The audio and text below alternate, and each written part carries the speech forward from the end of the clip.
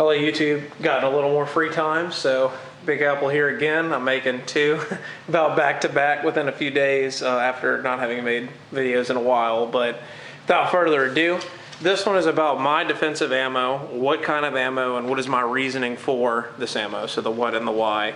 What ammo do I personally use for each category of firearm and why? And by each category I mean rifle, shotgun, defensive. This is mostly geared towards defensive, mostly home defense and concealed carry, but that's generally what I'm saying when I mean which category firearm. Where do I watch my ballistics test? I'm going to talk more about ballistics testing later, but I usually watch TN Outdoors 9, Shooting the Bull, and Brass Fetcher, and those are pretty good at showing you the characteristics of each bullet and what it does. Not necessarily in human tissue, but what it does. And like I said, I'm going to talk more about that later. So. Oh, I've had a lot of people ask me too, would you hand load your own defensive ammo? You know, you'd save money, this and that. Well, my response is no, because of these reasons. When you buy top shelf defensive ammo, you get sealed bullets.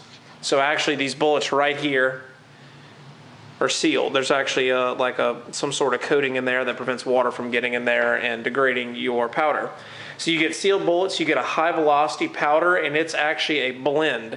The powder that a lot of manufacturers use when loading defensive ammo and even target ammo too is usually just a blend. It's not an ammo, it's not a regular powder that a hand loader can go and buy at a store. It's usually a powder that they blended together to give, I don't know, I guess a pretty baseline velocity, recoil, pressure, whatever, and that they're able to load cheaply and easily. But rarely would you actually dismantle a bullet from a factory box and actually have a powder that is exactly the same as a powder that a reloader may buy off the shelf. For the most part, it's a blend. Maybe some target ammos from certain manufacturers, like other remanufactured ammo, may be using a standardized powder that you can buy, but for the most part, it's going to be a blend. They have a low flash powder, so if you're shooting in the dark, it won't have much flash. There's some low flash powders that you can buy that are boxed, but that also goes straight to the high velocity part. Rarely will you be able to get a low flash powder that is high velocity and also low enough pressure to where, you know, it's not over pressuring anything and that bullet's still flying out quickly. They also have sealed primers, so the primer is sealed in the back to prevent moisture from getting in. They are in nickel plated cases, that's these silver ones. They have bullet crimp and cantilure, and what I mean by that is this little ridge here, this is to prevent bullet setback. You know, when you're rechambering a bullet a few times, you know, in your carry rotation and your carry magazines, if you go to the range, you knock out your defensive ammo, put in your target stuff. When you start rechambering a bullet around more than a few times, that bullet starts to set back in the case.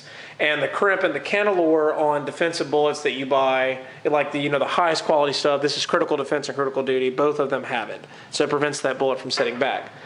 Now, getting down to the nitty gritty here, home defense. I have a Remington 870 loaded with double-aught buck. Well, why not birdshot?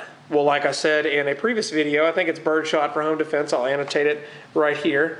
Refer to my previous video on the topic. And what is the purpose of the ammo? Well, birdshot's just meant for birds. Our home layout tells me to use buckshot. We have one long hallway and no kids, so you know, I guess we have a decent home defense plan sort of devised. I mean, I'm pretty sure we would all just barricade in our rooms and you know, only come out if it was really, really dire. And not that birdshot would spread out too much or not have enough punch from a long hallway, but it's just that buckshot is designed to penetrate much better. So this is actually the load I have in it. This is a 2 3/4. I have some 3-inch also, but this is the main one that usually sits in the pipe.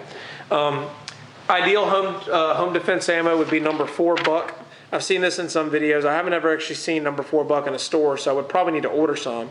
But you get more pellets and you get slightly less penetration, but still very effective because it is buckshot. It's designed for a large body. So that's my take on shotgun for home defense. What about my home defense pistol? Well, my second thing I would grab would be my M&P Core, and I have it loaded with Hornady Critical Duty. Well, why Critical Duty? And that is this one right here. This is a 175 grain 40 round in Critical Duty. And why would I choose that? Okay, Critical Duty is designed for full-size handguns. It operates very well with barrier penetration, and this would work well if I have to shoot through a door or something. It's designed for higher velocities. My core is a 5-inch barrel, and it's got very good velocity for its weight. I think the most impressive 45 round I've seen is the Hornady Critical Duty 45 load. I think it's a 220 or 225 grain. 220 or 225 grain round doing like near 1,000 feet a second, which is almost unheard of in 45 ACP. But I don't know, Hornady's just got a really good mixture here. So this is designed for full-size handguns. This actually expands a little bit slower than some of the other stuff. Yeah, you see their little rubber plug there. They have it in the Critical Defense also. This is Critical Defense. But it's designed to expand slowly, and that's because when you have a longer barrel, the penetration is going to be less actually with a bullet that expands quicker, because the more velocity you have, the more the bullet expands. Kind of just a rule of thumb. With the Critical Duty, it's going to expand a little bit slower, so you'll still get good penetration. And also, it expanding slower would help you shoot through barriers. So, just a little hypothetical: if you were locked up in your room, you were the only one home, and somebody's trying to bust down your door, and you've already told them you have a gun, you want them to leave the house, but they keep coming at you. Obviously, they're there to do you harm. So I would probably shoot them through the door, just because there's a clear threat there. You should always know what your target is. But that's personally what I would do. And I would have, I guess, a little more peace of mind knowing that this would still have a good bit of energy after going through that door and would still work well. But, that's just a hypothetical. So, for a carry gun, what do I have for my carry guns? Okay. Well, car gun and carry gun, there's one that I have in my car sometimes, unless I have it with me. But both my M&P 9C and my car CM9, I have Hornady Critical Defense. And why such a light bullet? Why not Critical Duty? Because a lot of people scoff at the Critical Defense for being a 115 grain 9mm. And it's not real. I mean, I sort of had that same mentality before too. I figured a defensive 9mm round should be a 124 grain, a 127 grain, a 135 grain, or a 147 grain, but this one actually performs very well. So why such a light bullet? Well, videos I've watched on ballistics testing show great performance from the Critical Defense. And with a caveat though, from Critical Defense in short barrels. So even though it's lightweight, the bullet is lightweight, this actually performs very well in short barrels. And I watched, Shooting the Bull was really the one that got me really, really on this round, because he had such consistent results from a 3-inch barrel with the Critical Defense. It really worked very, very well, and so that gives me good peace of mind. While ballistics tests are not definitive compared to human tissue, they do show a standard in which bullets can be compared. So I said earlier, yeah, ballistics testing isn't everything. It's not everything, but it's a good baseline for you to see how a bullet is going to perform. If you're kind of on the fence about it and you want a standard to compare all bullets with, it's a good standard for you to test bullets with. Of course, skin's going to be thicker in the human body. So is bone. Anything like that is going to slow a bullet down. But still, it's a good standard for you to compare. And I also said these guns both have 3-inch barrels, so Critical Defense performs well from shorter barrels. Critical Duty has the characteristic of over-penetrating from a short barrel. Again, this is tests I've seen that have shown it. With the heavier bullet traveling slower, it's actually going to penetrate more, because the less velocity it has, the less power it has to pull those pedals back whenever it hits tissue.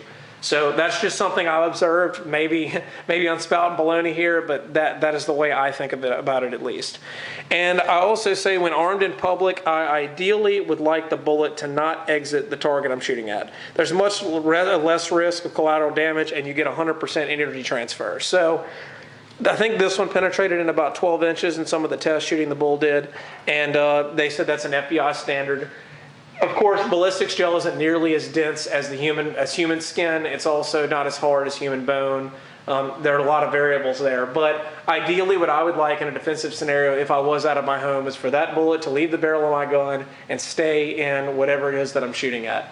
I don't want it to exit and, you know, possibly harm anybody else. Ideally, that was what I would want to happen. Now, will it happen that way? Not every defensive scenario is the same, so I can't say that for sure. But that is ideally what I would like, because you get 100% energy transfer. You're making good hits on your target, and you're not, you know, harming anybody else in the surrounding areas, not putting anyone else at risk.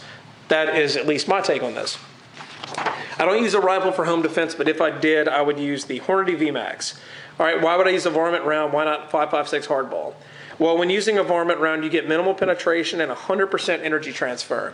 And a lot of people say, oh, well, and this is just Hornady VMAX bullets. This actually isn't loaded ammo because I didn't have a loaded one here, but I reload this sometimes.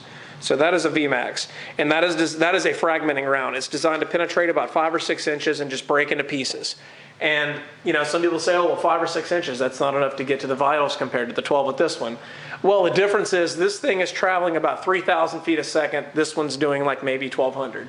So I mentioned this here. It's much more effective from a high velocity round like 223 than a lower velocity round like 9mm. While the bullet only penetrates a few inches, the outstanding energy from a bullet doing 3,000 feet per second does massive damage. So if you've ever seen you know, an animal that had been shot with one, like a varmint, for example. People hunt coyotes with these. You see the internals of a coyote after being shot with one of these. It looks like a grenade blew up in their chest. The bullet usually doesn't exit, but it penetrates in there and it does massive damage to the vitals, and that is exactly what you want to happen. If you want to actually stop a threat, you want to do real damage. And I say there's very little risk of over penetrating because, like I said, it's designed to penetrate very little. So I wouldn't use 5.56 hardball because 5.56 hardball is designed to hit tissue, start tumbling, and then fragment into pieces. Bigger pieces, though, not small pieces like this round. So I would have much more peace of mind shooting this in a home setting than I would like a hardball round, because I wouldn't worry about over penetration.